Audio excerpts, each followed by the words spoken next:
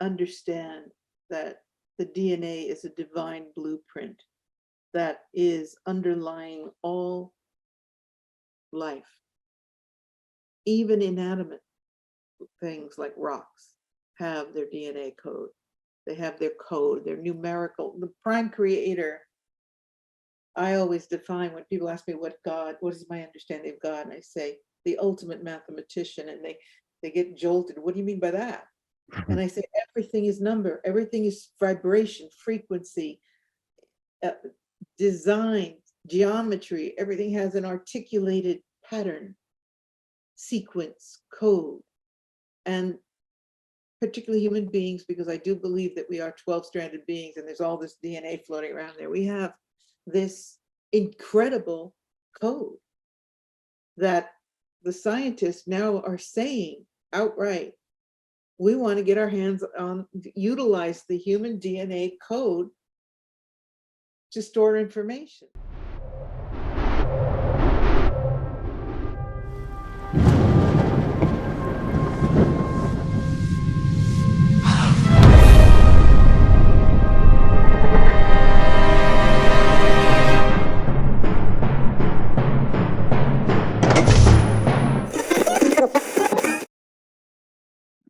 Welcome to Far Out with Faust, everybody. I am Faust Chicho, and today I'm very excited to be joined by Patricia Cori. Let me tell you about this incredible woman and what she's been up to.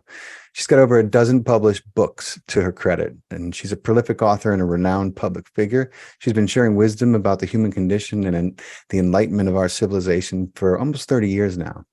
She's a system buster, a paradigm shifter, a freedom fighter, and a warrior for truth and the liberation of sentient beings on planet Earth. You see now why I found her. She shares a view of the world that challenges the status quo and unapologetically confronts the issues that should concern all of us today. Her purpose in all her work is to uplift the spirit and provide direction for healing and the release of fear. She's the former host of the popular BBS radio show Beyond the Matrix. She's been a guest on hundreds of radio and TV programs, including CNN, Coast to Coast FM, Animal Planet. There's too many to name. She's a visionary who sees not only what is, but what can be, and it's my honor to welcome her to Far Out with Faust. Thank you for beaming in, Patricia. Thank you. It's my honor to be with you. This is so exciting. I found your work on George Noory's Coast to Coast Radio. And I listened to a recent interview, then I went back and listened to some of your other interviews, and I read most of your new book, Hacking the God Code, which we're going to talk about. But before we do, I was just thinking about you because, synchronicities always start to arise when you take an action in your life that's in alignment. That's my experience, right? And so this is funny. I'm preparing for my interview with you, and I'm laying in there's a hyperbaric oxygen chamber, a clinic by my place, and so I started going once a week because I know how good it is for your cells and your body, and it's cool because they have it set up so you can watch TV or you can just lie there. And I was like, no, I know what I want to watch. I want to watch Graham Hancock's new series, Ancient Apocalypse. It's getting a lot of, and I don't watch Netflix anymore. I used to years ago, but I love Graham Hancock and the kind of the counterculture work he does of archaeology, and his investigative work is phenomenal. So the third episode is called Sirius Rising. And I'm like, this is going to be interesting, right? And it's about these 19 megalithic sites that were found on Malta, right? And these, of course, archaeology says, about 7,000 years ago, some farmers woke up and started moving around 10-ton stones and building these megalithic sites, which of course is absurd to even consider, but most of accepted archaeology is a little absurd. Anyway, the point I'm getting to is these sites are of course far older than archaeology says, but Graham and the scientists were kind of baffled because almost all megalithic ancient sites face a direction of the solstice or the equinox, right? And these 19 sites, with the exception of one on Malta, all face different directions. And so they're like, what? They were trying to figure out what's going on with this, because they know that these sites they're always built with this kind of divine compass, right? And they come to the end, and so he's talking to this scientist who's been studying these for her entire career, and so this is amazing because they were using state-of-the-art software, and it tracks the movement of stars over thousands of years, and they were able to kind of rewind what the night sky would have looked like, and for any single visible star that would have been in alignment for all of these megalithic structures, right? And of course, I think which one it was, which one it happened to be, Sirius. And I was like, oh my God, that is incredible. Just how meaningful Sirius is to our origins and our kind of our being here, for lack of a better way to put it. And I know that you have quite a history with Sirius, but my listeners don't. So I would love for you to talk about it a little bit. So my background with Sirius is that, my background is this. I've been an open psychic since I was born. So I grew up with no filters on my psychic ability because my mother allowed it. She didn't encourage it. She just made space for it. And at a young age, at 4, I told my mother that I was from another universe. Back in the 50s, when this kind of language didn't exist, I told her I was from a parallel universe. And she said, honey, and I don't remember telling her this, but it was the family story. She said that I said, you're not ready to know it right now, but I'll tell you later. And I went back outside and left her completely stunned. So already as a child, I was having encounters, I was having contact, and I used to tell her about the little blue people, which was contact with the Sirians, but they were they used to come to me. I think the idea was to not frighten a child. So they used to appear. I had a fort outside because I was a nature kid. So I had this fort with grass, high, tall grass, and I used to lie out by myself. I've always been a kind of solitary child and grown up. And these little creatures would light on the tips of the grass, and they looked kind of like Tinkerbells, but they were blue, little blue people. And I used to converse with them. My mother said it just to blow her mind. She'd listen, and I'd be having outrageous conversations. Today, probably a kid, a young child would be able to have, because the language is out there. Yeah. But I'm talking about the 50s. We're just barely discovering television. I hate to date myself. You look fantastic. Don't worry about it. Take good care of myself. Thank you.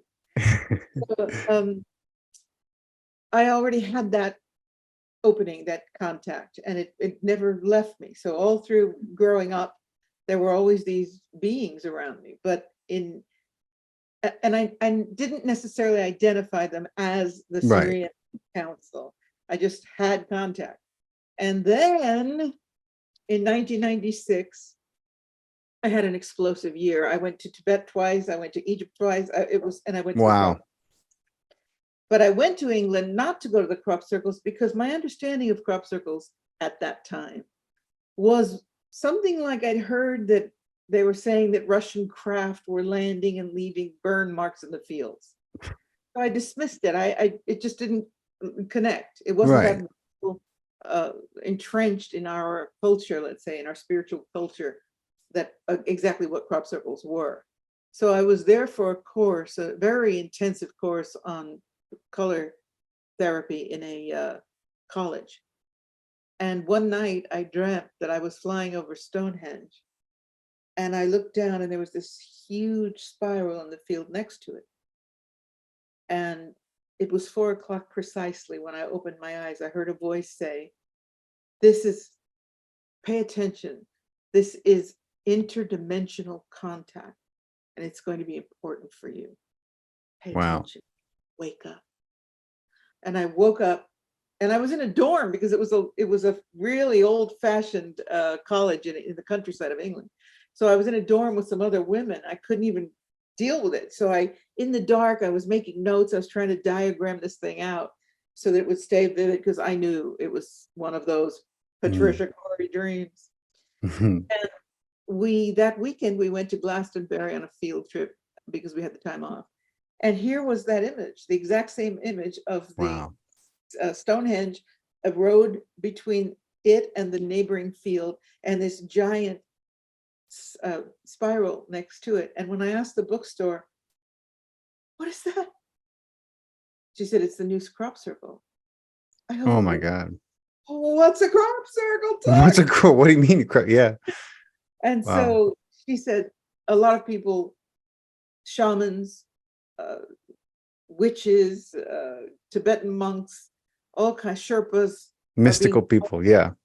people are being called into this. And she said, if you dreamt it like that, you're obviously one of these people. I said, Wow. oh my God. And when I went back, when we got back to the um, college, compared my diagram, it was exact dimensions, which unfortunately I didn't keep, I didn't save Oh, in my many moves. But I had the professor, when he saw it, he just looked at me and yeah. he said, "I'm not here for the color therapy." I said, "No," which was kind of elementary for me anyway, right? He Right. said, "You're here for this, and I'll take you there." And it was a 3-hour drive. So he said, "Don't worry about the course, Patricia. Yeah. Let's get you there." So he took me. And in all of my spiritual life, I've had all kinds of mystical experiences. I'm sure you have had too. In Tibet, all over. I mean, I've just been all over this planet, but nothing compared with what happened to me there. I got to the crop circle. I felt like something was pulling me by the collar. I started feeling dizzy. And I said, and he was a chatty person. I said, "Please Mhm. forgive me. I need to be private for this moment." And I can only remember feeling something pulling me by the throat into the crop circle. And I barely Wow. got to one of the first circles, 151 circles in Fibonacci sequence, perfect Fibonacci sequence. And it came down in an hour and a half in the middle of the day, which people Wow. investigate that. It's called the Julius set. And I started to spin out. And by that, I mean, I got really dizzy. I felt like I was going to throw up, actually. I was really uncomfortable. And then I started to hear this music. And then I realized it was me. I was becoming the music. And it was like, woo, going straight up to the higher octaves. And I Hmm. looked down at my feet and they were gone. And I was watching my feet, my legs disappear, disintegrate. Okay. So I can't even tell you. It was like your LSD trip Yeah. parts. It sounds like DMT. I mean, it sounds. I just watched my feet disappear. And then I heard this music going higher and higher. I was like, I'm becoming sound. Oh my God. Boom. I was out. And the next thing I saw was being jettisoned into a galactic scenario where, is this too far out? No, are you kidding me? You are at home. Um, I was jettisoned out into the universe. I was an observer. I could see the strings, which I understood were the strings of DNA, of the universe's DNA. And everything was connected by these strings and spirals. Oh, so breath. And then I realized that whatever movement I made affected the strings like a Hmm. spider on a web. So I started playing, and it was like I was playing the music of the spheres. Hmm. You dig it? Oh, So yes. I was Yes. just playing the music of the spheres, whirling around, having a great old time. And the Sirians presented themselves to me, and they said, "We've been waiting for you." And there was no ego attachment to it whatsoever. It was just, "We've been waiting for you." And I was just, okay. This Wow. was lock on point, and it was going to be important in my life. So after I came down, I came back into my body. This guy was, first of all, there was a woman standing over me like a crone. Mm. And I just looked up, and again, I mean, when I came in really hard, it was like, Yeah. welcome back to 3D. Oh And boy. my eyes, and there was a woman looking down at me, and I knew that she was helping me. Somehow I knew that she Hmm. wasn't a three-dimensional being. And the next thing was he was there, and he said, "Are you okay?" And I just looked at him, and I remember so clearly. I said, "I think I've been out for a few minutes." He goes, "You've been out for 2.5 hours." Oh my God. I went, "Huh? Oh my God." And so he went to get the car. And as I was walking, trying to get my act together to stand up and be in my body, I saw plasma balls. I saw men in black, very Mm. menacing, by the way.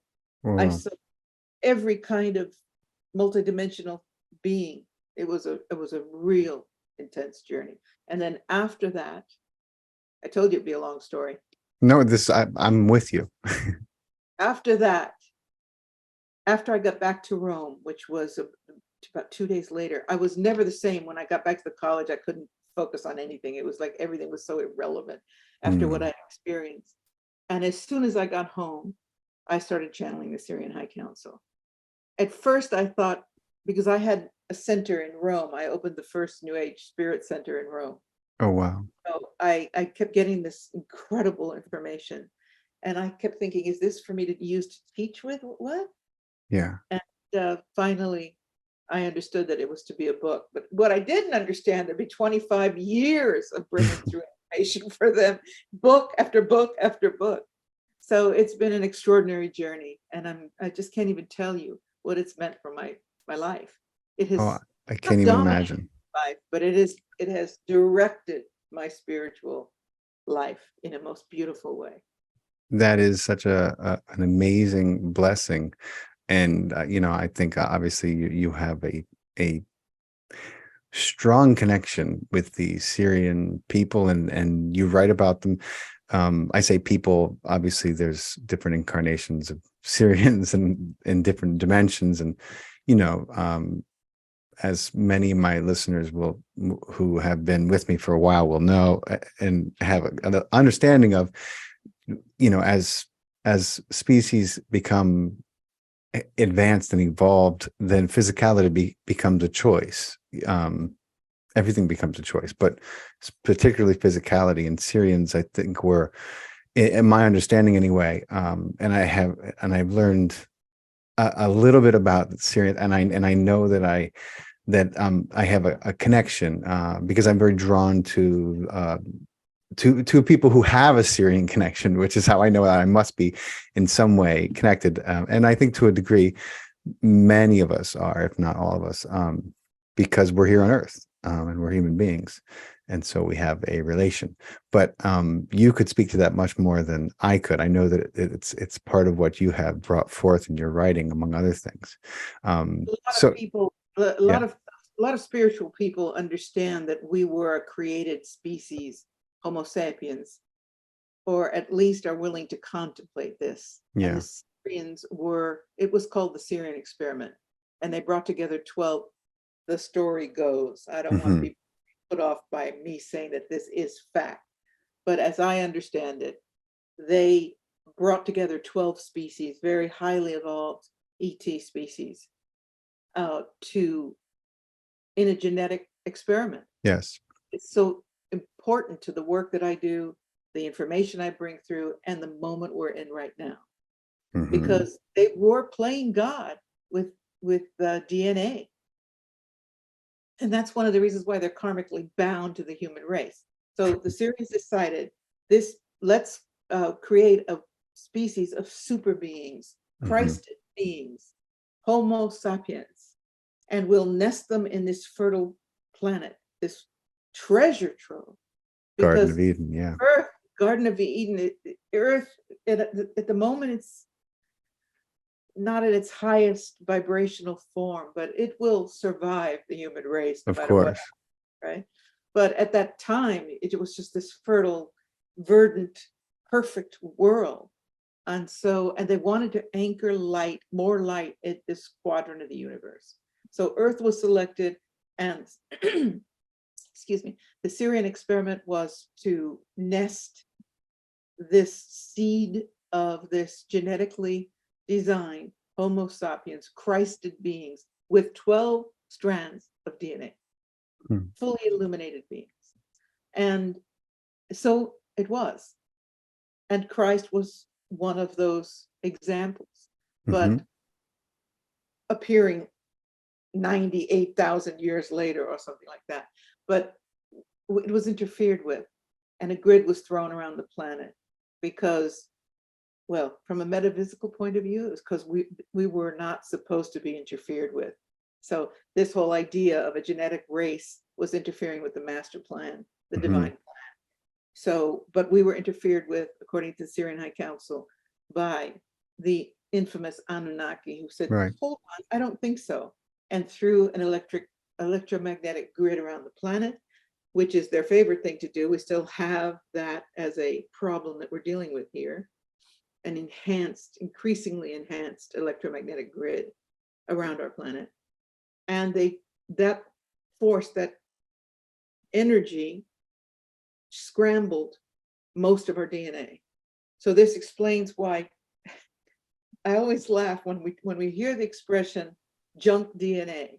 90% Me too. of our DNA is junk, 90% of our brain is gray, and Yeah. that's the scientists. So the scientists get to say that we're woo-woo. Yeah. And they, the scientists, are dealing with fact.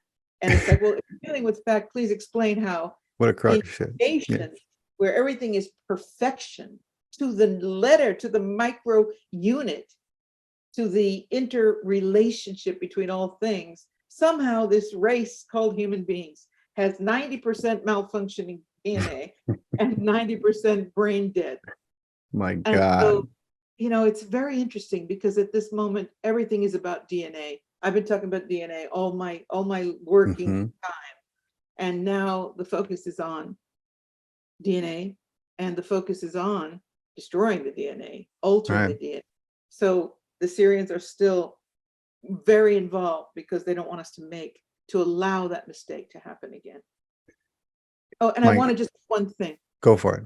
The difference is the intent of their work was for the highest good, the ultra, and the intent for the geneticists now is for the dark. Yeah. Yeah. And that's the difference. And it's a huge difference. And you know, it's so funny. I was having a conversation with a new friend of mine, and we were talking about polarity, and we were talking about this cosmic experiment. And she was saying how it's like it is karmic, but it's in relationship to the divine, and that we are all in essence, you know, working out and integrating our what you could call karmic debt, or I also call it trauma, eons of trauma, and that everything, because you know, when I look out at the world,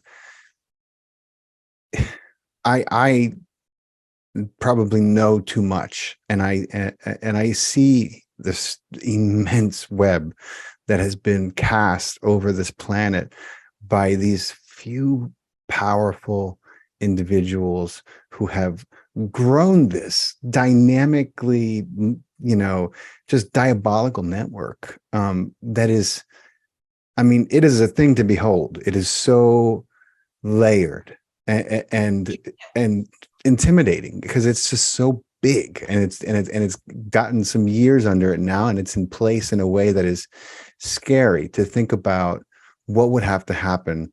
And then I remind myself that, you know, the only thing that would have to happen, of course, is for human to wake up and stop participating in the madness.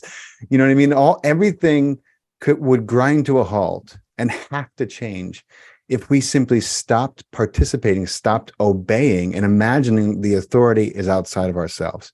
You know, and I remind myself that, and it's the biggest comfort I have, knowing that there, you know, there doesn't need to be a war or a revolution like some people think.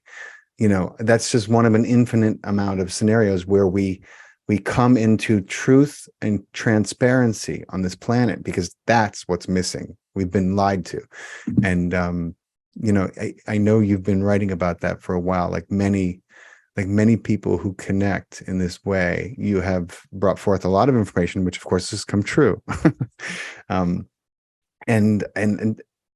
like you were saying about the Anunnaki, they were, so part of me believes like they were chosen to be the balance, the other side of it, because, and you talk about this a little bit too, what was done, it was not exactly, um, it wasn't going to be allowed the way it was imagined, right? Exactly. And what's really interesting is, as I've written this new book, which is not channeled, I've talked about the fact that, okay, so we have interference with the DNA now, which is a very important aspect of this book, how the transhumanists are getting into our DNA. And I hope we'll talk about that. Yes, we definitely will. And that I said to myself, I wonder if, wouldn't it just be extraordinary to learn that now that these 10 strands of DNA are disassembled, scattered, junk, that we are capable of bringing them into light, because that's the work I do, is activating the DNA to formulate, to call these fragments into their light beam, and that this extra DNA that we are spiritualists are capable of reintegrating very well could be the way that the DNA that's been tampered with the interfering elements, got to be careful what I say here. Yeah, I know. Yeah. Interfering elements are scrambling and destroying, or interfacing, cutting, call it what you want. The human DNA is being interfered with. Wouldn't that be just the most extraordinary thing if that interference back 100,000 years ago happened because we needed to have those 10 strands of DNA to access at this time, at this incredible time? I mean, this is Armageddon here. My God, I know. It's scary and incredible all at the same time. I think you're onto something, because what I see happening is something that is very, much that path. I've seen, and I know, I'm sure you have too. I've seen miracles, in my over the last 6 years. I mean, they would be called miracles, they'd be called medical miracles.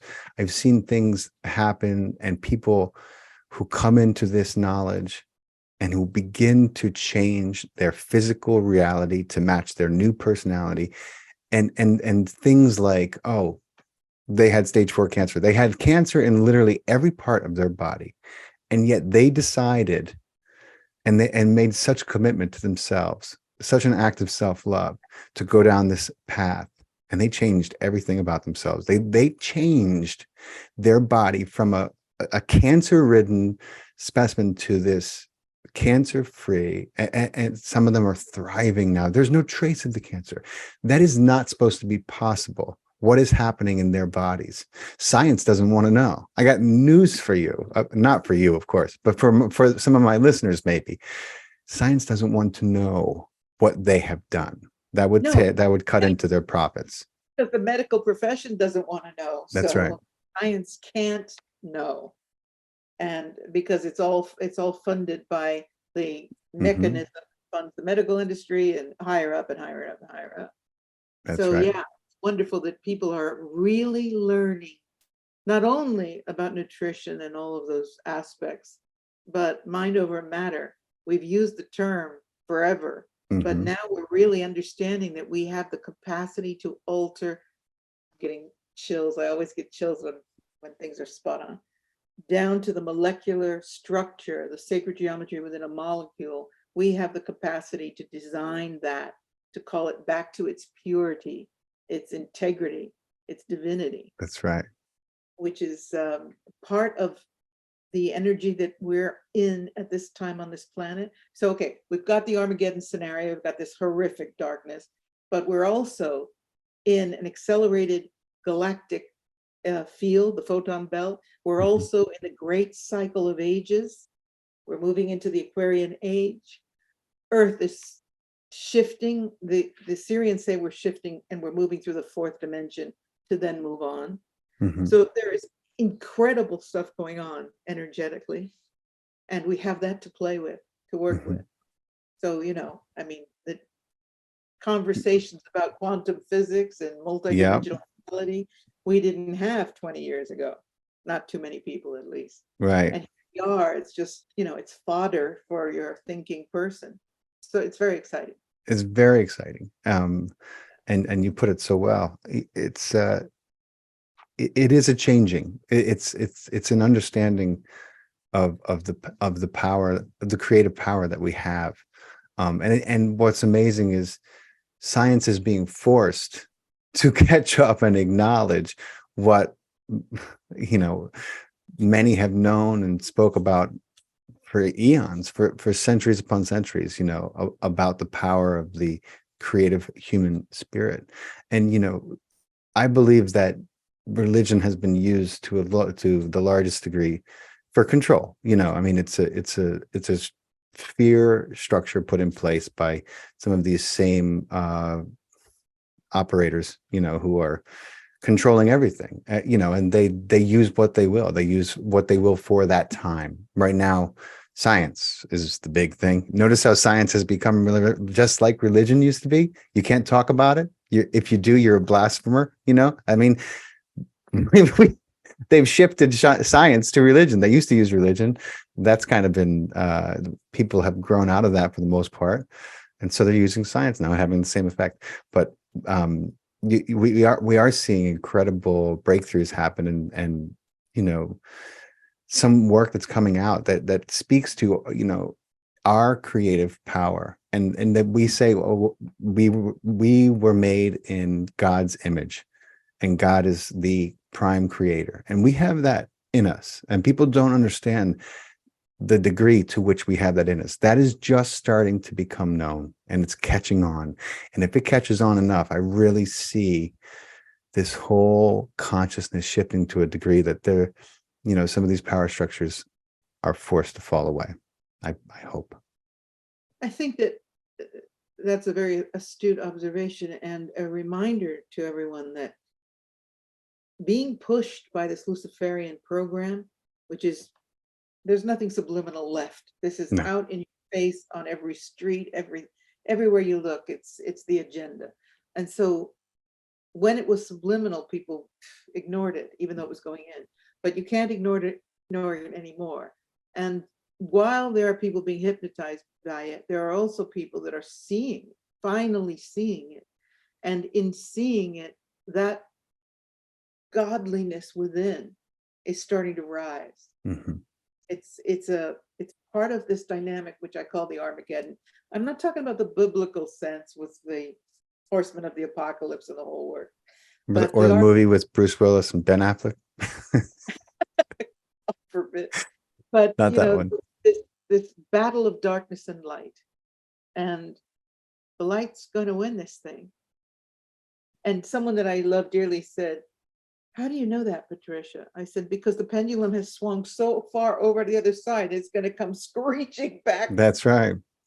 Because as long as we're in a 3D context, there will always be polarity. Right now, there's extreme polarity, Mm-hmm. but there will always be a swing back. And so I think that we're starting to see the tables turn, because they have taken this to such an extreme level. They fearlessly, they do not think that it's salvageable for us. No. They're so drugged on their power, so drugged on their darkness. And that's the Achilles heel of the dark side. So I'm glad I'm alive for this. I think we came in deliberately for this.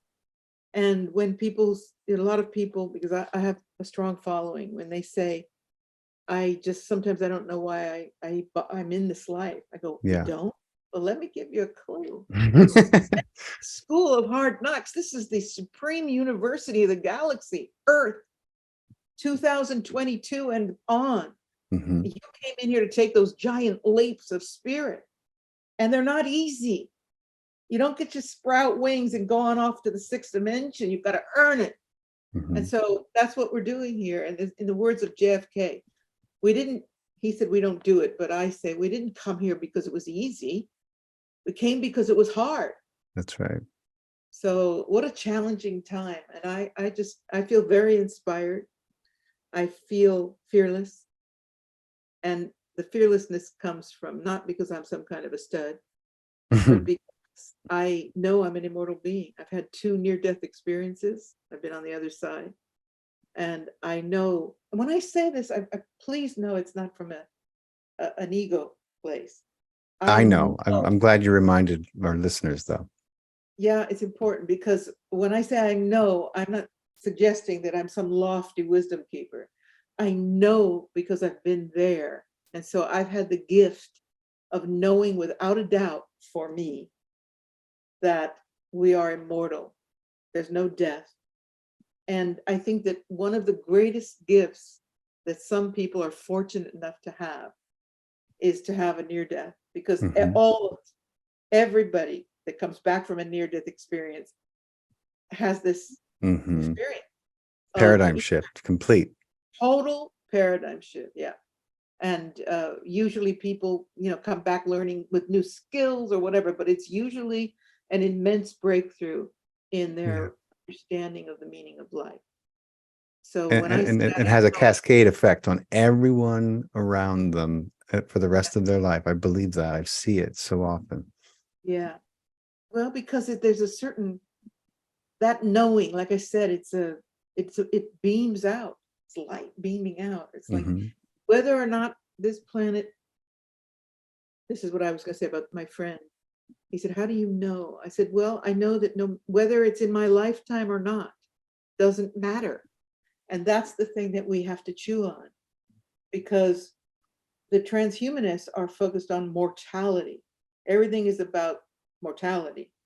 And they want to extend their lives because they don't believe in God. They don't believe in, I mean, Yuval Hmm. Harari, Humans 1.0, this belief that you're immortal or the soul, that's over.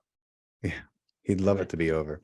Yeah. And this idea of a soul, and well, we, especially if you've had the opportunity to have a near-death experience, lots of people are having them too.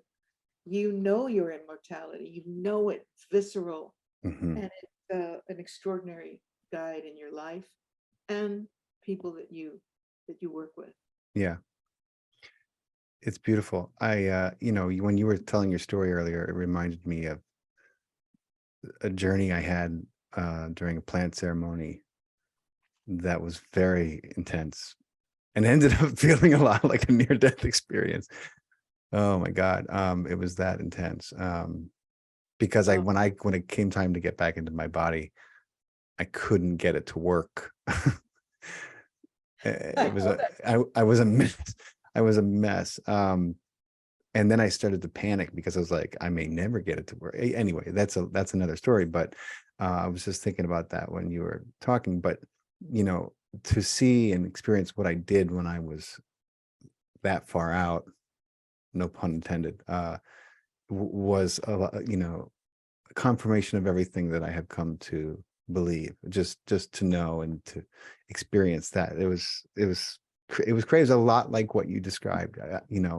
First I became sound, and then I was playing in this immense geometry. But I don't want to go off on that tangent because it'll take too long. But what I But wanted to say, go you're ahead. Were you going to say something? Go ahead. saying that's very interesting to me, that you had the same process of becoming sound and then experiencing the sacred geometry. Fascinating. Yes, yes. Wow. And you have, Patricia. You also have this amazing and I'm going to show everyone. My mom might get mad, but you resemble my mother in a lot of ways. Just your facial features, your hair. Um, it's a bit uncanny. I'm going to show a picture when I put this edit together of my mom near you. It's kind of incredible. I Italian? didn't. Yeah, we're Italian American, full blooded. Yeah, Hola, anch'io. it's amazing. God, I love synchronicities. But I wanted to tell you. So most people don't know what the Georgia Guidestones are. Some of my listeners certainly will, and many of them probably just learned about it because they were recently on the news. Someone had bombed them, and these Guidestones were these. I mean, these structures were put in Georgia, that were basically a testament and monument to the New World Order agenda that is being played out in a lot of ways right now as we speak. And I was like, you know, these things, when I learned about them years ago, I was like, the nerve, you know what I mean, to anonymously put in these structures the way they did, and for them to just blatantly say what they say in so many languages. There's your agenda right there, just stated in plain, in broad daylight. And then I heard they were bombed, you know. Sorry, I didn't mean to interrupt. No, go ahead, interrupt. Chisel it to granite as well. Chiseled in the granite. Wow. I'm going to show a picture. Of people who are watching on the YouTube will be able to see pictures of these structures that were put in. They didn't want to take, no one wanted credit for who did it, of course. So they were anonymous. Yeah. But you know, it's really interesting. When I wrote my book, they were still up. So I know you read the book. So it talks about the Guidestones. Yeah. They state that they're going to take the population down. The ideal population is 500 million people, and for the sustaining of the earth and yada yada. And when the book came out, I don't remember at what point. The book was definitely finished and in the publishing process when it happened. Now, we don't really know what happened. Yeah. Some people are saying the white hats zapped it. I don't know what happened. Something like a ray. It could have been from another dimension. It could have been from a higher race. Nobody's taking credit for what that was. But we do know there are plenty of weapons that could easily do that. Oh, absolutely. Yeah. But what I always look for is what's underneath something. So it's like, what would the motivation be to do that? And in a dichotomy of a world like we're in right now with the white hats and the black hats, it would appear to me that a force that for good, that is trying to expose a force, which is the New World Order, which is not for good, right, would be behind that, theoretically. That's but what's interesting is that the next day, these were gigantic granite stones. I mean, you don't just bulldoze them out. Right. Megalithic stones, and yet the next day, they came in and they were gone. Oh. At the end of the day. So there's a lot of mystery around that whole thing. I'm not quite sure what to think of it, but I'm glad they're gone. I'm glad they're gone too. And the fact that they spirited them away, if that's the right phrase to use, speaks to the way they were destroyed. They only do that when they want to cover up how something was destroyed. And I'm sure the people that were responsible for the cover up probably were linked to the people who put it there, and we're a little embarrassed possibly. But I also think it was a sign. It was an open and clear gesture from whoever, you know, that you want to fire salvos back and forth. Well, we're here, and we're not going down without a fight. Here's what we think of your Guidestones, you know, which I love. I did too when I saw it. I kind of was one of those coughing moments. You know, I was having a hard time believing the news. Yeah. Because I'd written about them and how ominous they were and whatever, and then they were gone. Yeah, and they made the news. The news, and that is another, when you talk about the intent, it wasn't just to destroy them, it was bringing the consciousness to that's right of their existence. Very interesting thing, that whole Manila. Very interesting is right. But before we get into your book a little bit, you know, I heard you mention in your interview with George Noory, you know, and you mentioned how, and I was just having a conversation about this with a friend of mine who works with me on the channel. He's also my resident skeptic. He's a talented editor and a great guy. But our belief systems are opposed in a lot of ways. So we actually do a show called Believers versus Skeptics, where we have it out, and we've taken our many disputes public because we feel like that's the polarity of the country anyway. That's the argument people are having back and forth.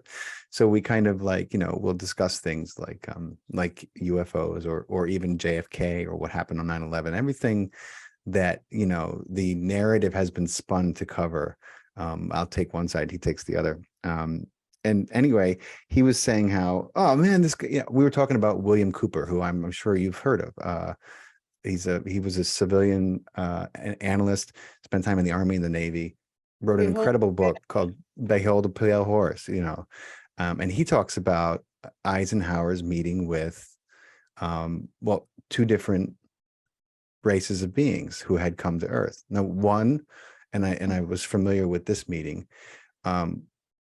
they said, if you disarm, get rid of the nukes and we'll share our technology with you. And of course, Eisenhower was a 5-star general, was like, we can't do that. We can't do that. Sorry. And then, Cooper doesn't know if this was disinformation, because they do that. They put disinformation into the hands of these intelligence analysts because it's a way for them, first of all, to weed out any leaks. And it's also a way for them to keep people from getting too close to whatever the truth may be. And he admits that freely in his book. I don't know, it's probably been a while since you read it. I read it recently. But he talks about how this other group of ETs came and they said, we would like to use some of the human population. Anything we take, we'll put back. We just want to borrow some samples. And then apparently they weren't staying true to their deal. That's where supposedly that's where some of the cattle mutilations were from. They suspected they were taking people, abducting people and never bringing them back.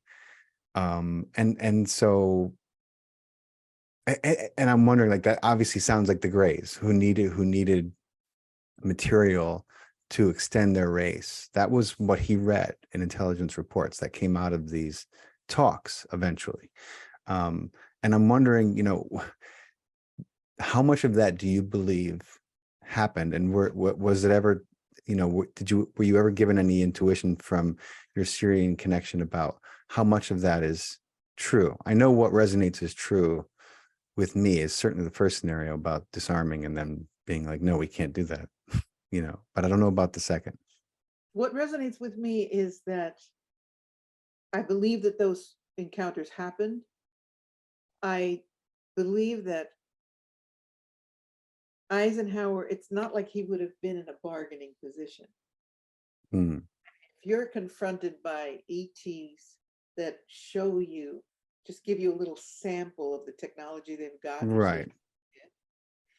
You have to be thinking, what are my options here? Right. So if they say, we want to experiment with some humans, it's not like you get to say, well, okay, what do we get for that? It's like, we're going to experiment with some humans, and in exchange, we'll give you some technology you can play with. Right. Okay.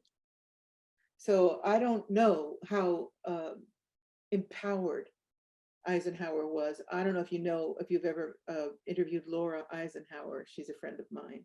Oh, no, I haven't. Oh, she's amazing. And so she knows quite a lot about that. They're related. She's his great granddaughter. Oh, wow. Okay. So very cool. Oh, I would love to talk to her. She's talked quite a lot about it. And that encounter in her understanding did happen. And my understanding is that wouldn't have been a let's talk kind of agreement. Right. Listen, this is what we're going to do. And in exchange, we'll give you this. Which sounds a lot like what happened anyway. Yeah. And I think that if you're the president, let's say you're the primary figure on a very unevolved in a lot of ways planet, yes, and this superior race species tells you they want to experiment on your population, it's like, do I have a big option here? Right. No, I mean, it was clear to them. I mean, first of all, you're absolutely right. By the reports that William Cooper read, the intelligence reports, he said that you've never seen the level of shock of these people, and I mean, to the point where some people were, losing consciousness, other people, I mean, it was the level of oh my God was astounding. Apparently, it was written about, and so I think Eisenhower went along with it, and I think once things started to get questionable, and so this is where it gets interesting because they said, they admitted to Eisenhower that their race was no longer able to procreate or reproduce naturally, and that it hadn't been for a long time. And so here was this race of beings who the technology that they had was completely unimaginable to everyone who was taking a look at it. And yet they were saying they needed human DNA to save their population. So this was like, they were in a conundrum. They couldn't imagine how some being so technologically advanced could get to a point where their DNA and their ability to reproduce was no longer viable.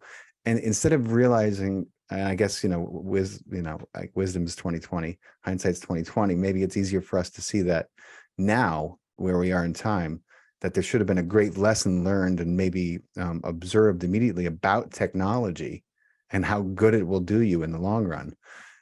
That wasn't taken by Eisenhower in the early 50s. But yeah, it's such a big thing to try and imagine being in their shoes.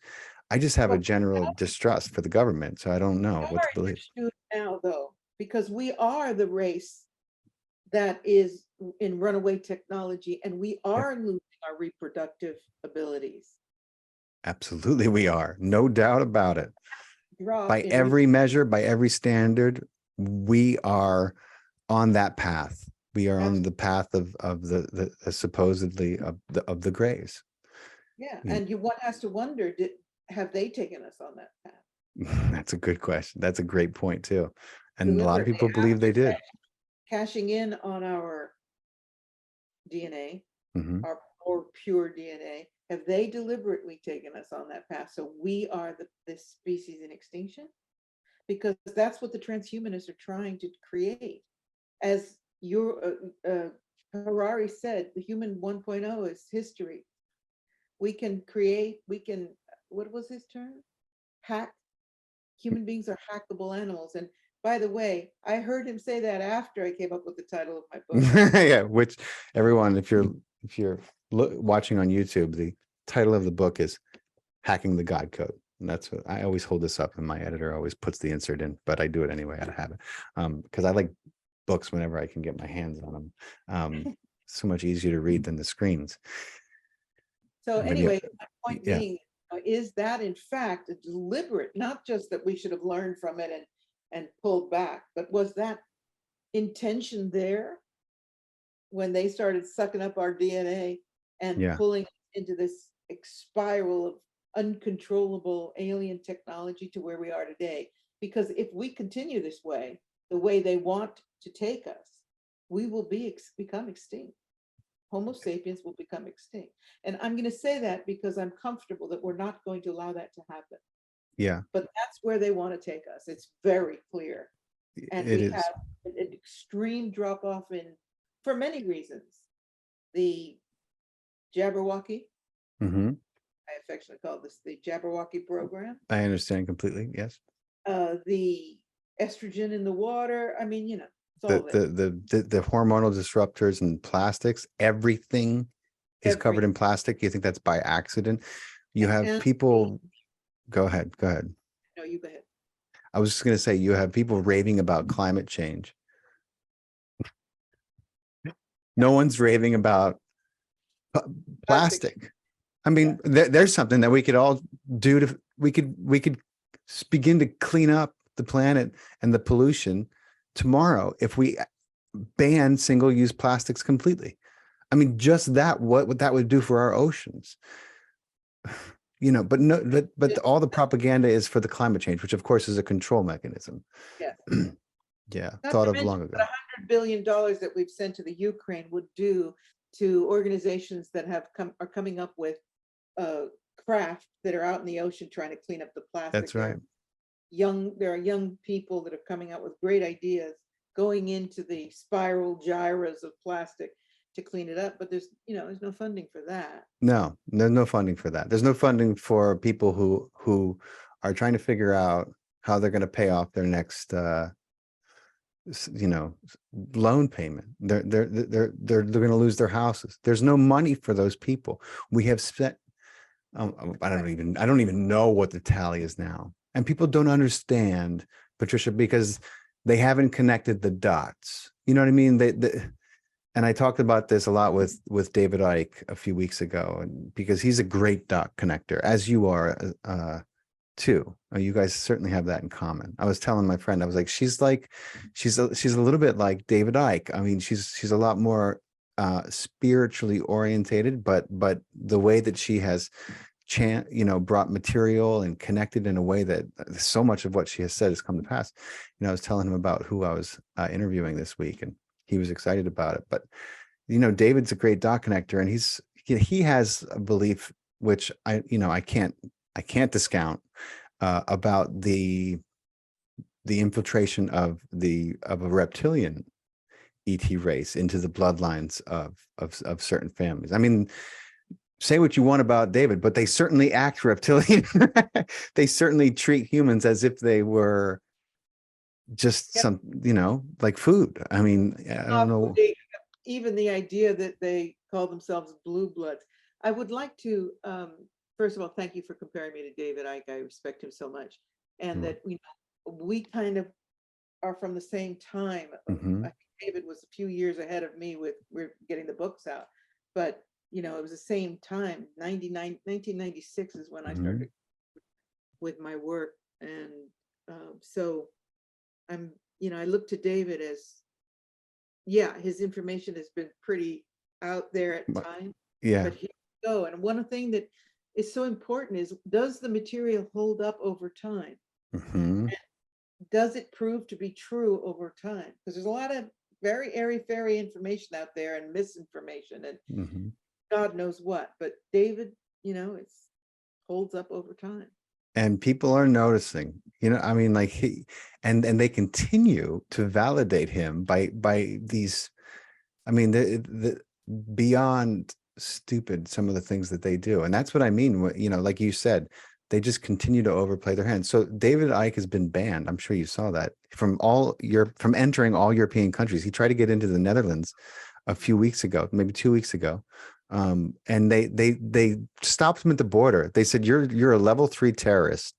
And for the next 2 years, you have been banned from, he was going to speak at a peace rally, from any European Union nation. And he was like, I don't have a crime. I've never even been accused of a crime. How can I be a level 3 terrorist? I've never affiliated with criminals. What? Unbelievable how scared they are of this guy. That's what they did to him in Australia. He was on his way at the airport, and it's just, that's when you're on the right track. And I have to say that the kind of work that he does and I do, it's putting your freedom on the line, putting a lot of things on the line, and you do it because, as I said in the book, I don't know how to be any other way. Yeah. I respect you both for your dedication to humanity. Yeah, I mean, and it takes a fearlessness. You have to, David always says, I'm protected, mate. He's firm in his belief. And I love that, and I don't know what makes him protected, whether it is his incredible belief in his own safety. Certainly something has kept him around a long time, and he's been exposing, just about everything you can imagine for 25 years, so God bless him. He's great. And I feel the same way. I'm protected also. And it's not something you can explain. You just know it. And I think that David, like me, knows that he's an immortal being anyway. So this is just a little time tube we're in. And if it's time to go, I'm ready. Yeah. My mother's on the other side with the coffee. Yeah. So, no, that's it. And it's I think it's all those things that gives people like you guys the confidence. And I emulate that, and I have the same beliefs, the same knowledge. So I trust that. I trust that. And It's a never lot of led me the astray. strength is in the fearlessness, because as you well know, the energy wave of fear is this low vibrational chord to darkness. Yeah, So when you refuse it, when you refuse to vibrate at that level, it can't touch you. very true. And it's a And great I reminder. refuse to vibrate at that level. Thank you Doesn't for reminding me. secure, because it just can't touch me. I have no fear of death. Hmm. I think that's what I was saying about when you've had a near-death experience, you know, without question. It's like, I've been on the other side. I know what's waiting for me there. So if it's time for me to Hmm. chuck this mortal coil, Hmm. get on to the next experience. That's how I feel. I'm sure David feels similar. Which since we're on it, you wrote this book. And this is the first book that you wrote that is not channeled, that came from you. So No, it's not. no, it's not. Okay. No, it's I've written a couple of others that were not channeled, and I even wrote a novel. But this is, well, a lot of people saying this is my pièce de résistance. This is my big book. This is Right. me with gloves off, talking from my gut. So it's not my first, but it's probably it may be my most important. Right. It's certainly your most uncensored. Yeah. So the dominant theme in your book, as we've been talking about it, is the transhumanist agenda. Okay, and it's in full force, according to Elon, our friend Elon over at Twitter /Neuralink what's the name of his freaking company that sends the Starlink or whatever. God, he's got a ton of companies, but according to him, we'll have brain implants going in 6 months. Yep. So that's why when everybody is waxing effusive on Elon, that's Freudian, I guess. On Elon, I'm one of those people saying, hold on a minute. There's this small matter of the fact that he's encircling the planet with 8 million, I'm exaggerating a tad, satellites to beam in whatever he deems we need.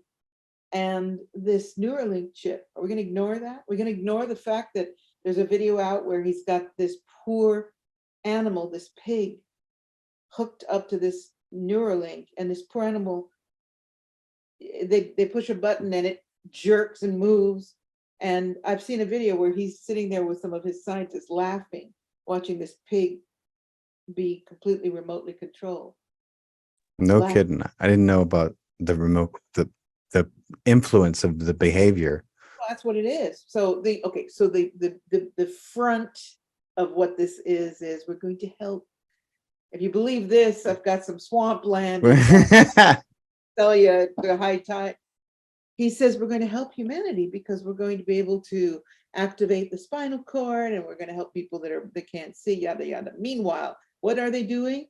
They're going to drill a hole, and I've seen the video enactment where it's a robotic surgeon goes comes over, down goes a drill into the human skull. In goes not an RFID chip, an entire computer, a mini computer. Okay. And then it stitches up, and this computer supposedly links into the neural network in the brain, and they can control your body movements, they can control your thoughts. It's all there. Because of course it can control your body movements. They wouldn't be coming up with the excuse that it's going to help rejuvenate the lost activity. Yeah. It's not going to be just something that helps them monitor your body frequencies. It's a control device. And so, my God, it's the CIA's wet dream. This is my DARPA. Yeah. DARPA wet dream. So my question is, who is he? Why is he the richest man on earth? And whose agenda is it that he's got this robotic technique ready to roll now? And in my book, I said he's going to have it ready in 2023, and that's now. Yep. So, and there will be people who will line up for it. Just like there are people that are lining up to take the Yeah. chip in their arm so they can wave their arm over the coffee station and get an automatic cappuccino. This is really hard for me to understand because there's no part of me that wants this. You know what I'm saying? So part of me is a little, I guess, detached from this concern, and I know that it's concerning, and the amount of people that they will likely get to, line up or start forcing people to line up, is what truly concerns me. But I guess where it is right now, I I think, like, if you are dumb enough to do this, then you're giving Darwin far more credit than he deserves. I don't know. But I understand that the overall agenda is what's truly alarming. And that's why I think that answers your question, why he's the richest man. No one becomes the richest man on record without being allowed to become the richest man on record. Okay. That is the way the world has become. This is not a free enterprise global, quote, democracy that we live in. People who are, come into these vast amounts of wealth, they come into them because they are allowed to. That is the way that things have been for a while. Yeah. Because if not, then they're cut down to size, to a more controllable size, But what is far more alarming to me is that the geneticists are putting mRNA into the human DNA code. So we know that these in the Jabberwock Yeah. has synthetic mRNA in it, and it has been identified as altering the human DNA. Yeah. And controlling us at the DNA level is much more frightening than controlling us with a chip. Yeah. And they want to go about it both ways, of course. That's what they're really good at, redundancy plans. And that's why they're so hard to put your finger on who's responsible for what, because there's so many redundancy plans. And that's why they effectively get normal people, to dismiss people who have connected these dots as crazy, because to them it does sound crazy that so many things could somehow be interconnected. But what you begin to realize is that it's all connected, just like secret societies are all connected. I've been knee deep learning about them, and it's amazing. They all have one common thread. Go figure. You know what I mean? They're all working towards one goal when it comes down to it. All these brotherhoods, all these secret societies. Maybe they came from a place of, quote, betterment for humanity, but that's not where they ended up. They were infiltrated, like a lot of religions, like some parts of spirituality, by these same kind of Luciferian, and Luciferian people. I had a friend who, he jumped down my throat when I mentioned it. He's like, if you knew what that is, you would know it's not a bad thing. I was like, brother, I know that Luciferianism there are parts of it that could be described as benign, but there's also a great section of it that could be described as malevolent. You know what I mean? Don't tell me I don't know what it is. I know what it. I know it, on paper you could say it's the worship of knowledge, and Lucifer represents knowledge. I know you can take that route, but that's not what we're seeing. And what we're seeing is more along the lines of devil worship, and the worship of chaos, and somehow thinking that creating that is pleasing to this deity. I mean, I don't know where, you tell me if I'm getting that wrong. That was my response to him about when he was come to the Luciferian aid, the defense of Luciferian. It's a little scary. I find it interesting that people try to intellectualize such a concept, because I have such a gut response to energy. And so nothing that I'm seeing delivered as the Luciferian agenda has any higher purpose to me. It's just at the gut level, it's just evil. evil and suffering, the worship of suffering. If you want to talk about worshiping, it's not intelligence, it's the worshiping of torture, pain, suffering, perversion, and darkness. And so it's not for me. No, But it's not for me either. one thing I'd like to say about your comment is, yes, they are very organized. And that's one of the points that we need to see more unity in the light forces, fractured. I don't know if you'll agree with that, but we need to Oh, have it's one purpose in many fields of light, which are fragmented in religions and beliefs, New Age, whatever, and that's yes. deliberate. Keep us fractured, keep us separate, keep us not uniting. They've gotten really good at it, Patricia. They've gotten really good at it, and they use they when you have the means to create and orchestrate nations and events and catastrophes and literally, natural disasters. That's the kind of technology they've come into. It is very hard to keep track of, and it's also very difficult to stay on that path, because if they can put you in survival mode, it's very difficult for people to remain in a creative, Christed mindset. But that's where we need to live, and that's why the understanding and the belief that the one thing we can never do is die is so important. And that's why they don't, they use religions in this, you only get one life. This nonsense that we're taught. My God, part of me wants to create a school or online something, and teach people history and like actually what has happened in this country, and also what they don't want you to believe, because they have esoteric knowledge. That's how they've gotten to where they are. They understand the way the universe is laid out and works, and they use it for nefarious reasons, unfortunately. But they don't want us understanding it because we can use it to change the dynamics of things, and they know that. I agree completely. Yeah. So I have nothing to add to that. I'm sorry. I got you. So Patricia's latest book, Hacking the God Code, it's so easy to read because she's such a great writer. I'm so delighted to have found your work. I was really impressed by your writing, and I'm looking forward to going back and reading your older books to see how you've come full circle, no pun intended, since that's where you started in the circles in 1996. But the God Code, and you borrowed a term from this talking head for the WEF about how you can hack the human body.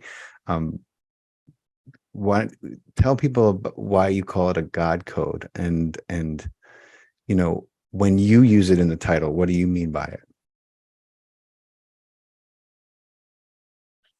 I understand that the DNA is a divine blueprint that is underlying all life. Even inanimate things like rocks have their DNA code. They have their code, their numerical. The prime creator, I always define, when people ask me what is my understanding of God, and I say the ultimate mathematician, and they get jolted. What do you mean by that? And I say everything is number, everything is vibration, frequency, design, geometry. Everything has an articulated pattern, sequence, code. And particularly human beings, because I do believe that we are 12-stranded beings, and there's all this DNA floating around there. We have this incredible code that the scientists now are saying outright, we want to get our hands on, utilize the human DNA code to store information. And I'm thinking, oh, okay, that's why they want to turn us into robots, because look what they created with just zeros and ones. The entire computer network is 0 and 1s. Imagine if they could start utilizing the 4 codes of DNA, which are, I always pronounce them wrong: thymine, cytosine, adenine, and guanine, and these are the codes are TCAG, and they keep appearing in different segments in different sequences. And there's billions and billions of codes. It's a language. And it's a data bank. It is a data bank, exactly, but it is a language. And in this language is the signature of the creator of the language.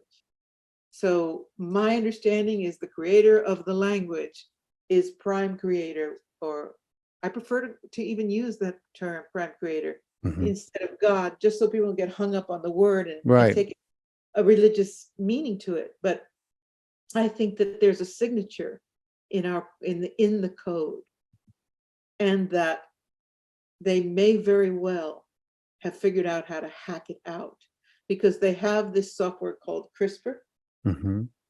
And it has been, it's not that old, this CRISPR. They can now go in, I think just about 20 or 30 years ago, maybe less, the scientists who developed CRISPR, they won the not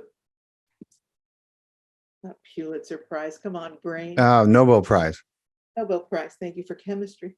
So now they can go in and they can identify quite easily a segment of the DNA that they want to work on or and replace with something else. So they're saying, this is all going on in our laboratories. This is not conspiracy theory. This is right. No, so and you can read about the how they figured out how to store data on DNA. I was just reading an article about it. A flutter. Yeah.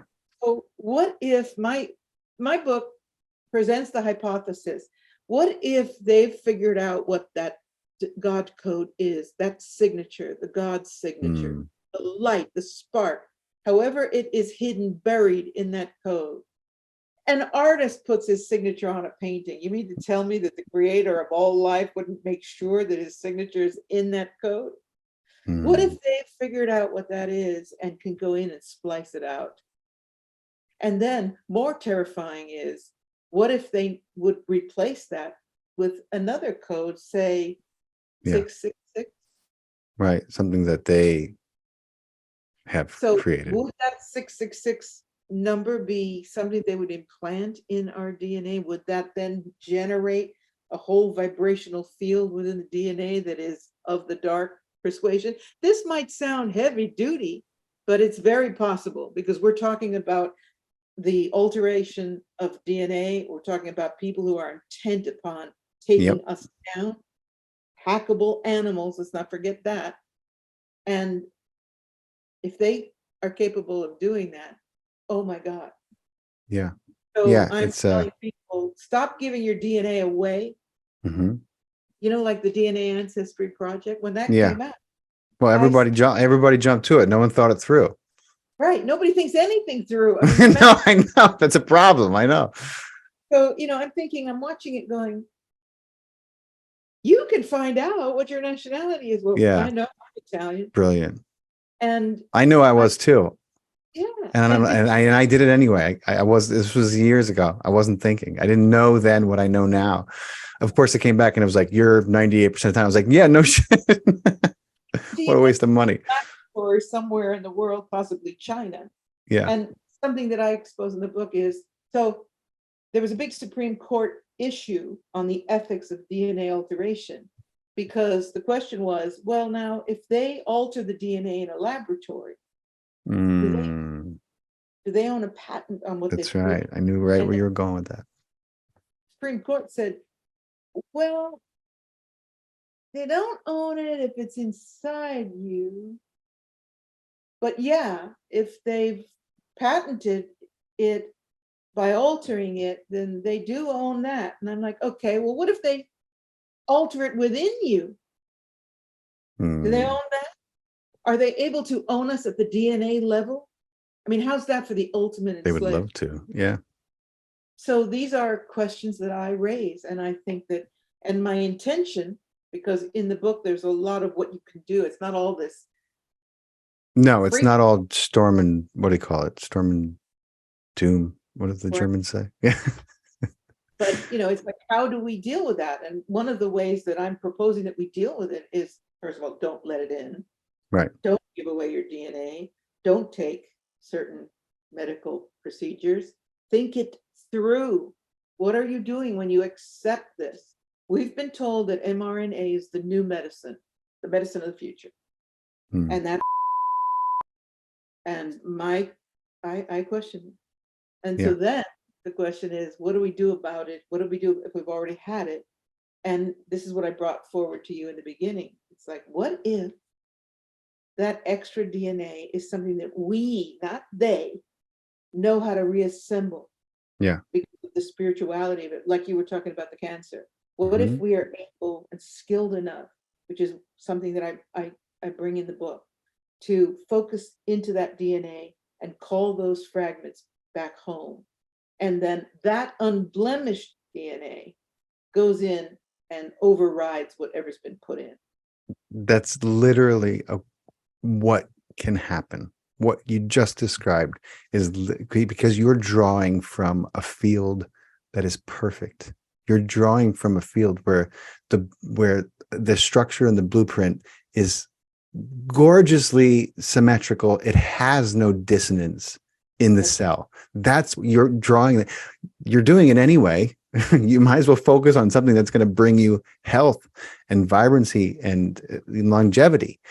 And I get so excited when I hear you describe it so well, Patricia. It's possible. It's possible. And it's going to be the answer. It's going to be the answer. And nobody else is talking this way.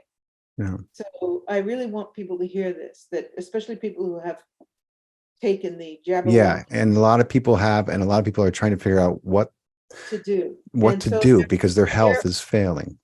Right. And the question is this. There are plenty of people that are coming up with supplements and all kinds of interesting things. But if your DNA is being rewritten by an exterior intelligence or synthetic system, and it's been proven in Lund University that the mRNA alters the DNA. Yeah, they had to change the website on the CDC. Yeah, they changed it. So in that case, we need to go deeper than supplements. Yeah, great. They may remove some of the toxins, but I'm interested in how do we rewrite the rewrite? How do we overwrite the rewrite and restore the God code? And that's what the book is about. Pick up this book, guys, Hacking the God Code by this incredible woman. Patricia, before we wrap it up, I want to ask you my favorite question. If you could give people some code, some wisdom, some mantra, whatever you want to call it, if you could leave them with something that they could take in through their senses, listening to us, maybe some advice, but something that they could hear and that they can immediately apply to give them a greater ease and expression of joy in this life, what wisdom would you share with them? I would say, listen up. This tube of life, this density that you enter, squeeze through the birth canal of your mother into this dense tube that we call physical life that lasts 70, 80, 90, whatever years. And then back out you go again, back to light. Just remember, it's a very short passage. It's an experiment. It's a test. It's a very finite time frame for your soul to learn whatever it's passing through here to learn. And know that in order to liberate your spirit and feel joy all the time, you've got to recognize that this is merely a phase your soul is going through, and that you are your best when you're examining the infinity, the ultimate eternity, and knowing that you're gonna, this can't be all there is. It makes no sense at all that you come into this life, a spark of light that triggers. I mean, I've been pregnant and I wasn't able to carry it, but I knew the minute that soul came in, that spark went through me, right? And so examine immortality, examine eternity, and know that this is just a theater, a quickie in the long of existence. And don't take it seriously. Right, because it's one of countless many. That's it. Yeah. So wonderful to talk to you, Patricia. I'm so glad I discovered you and your work. It's been such a pleasure. I hope everyone checks out your work. I'm going to include in the description a link to your website and to your book, so people will be able to find you when they watch this podcast. And I appreciate your time very much. Thank you so much. It's been wonderful talking to you. You're really a kindred spirit. They feel the same way. Thank you so much, Patricia. You take care. You too. Bye, everybody. Bye-bye.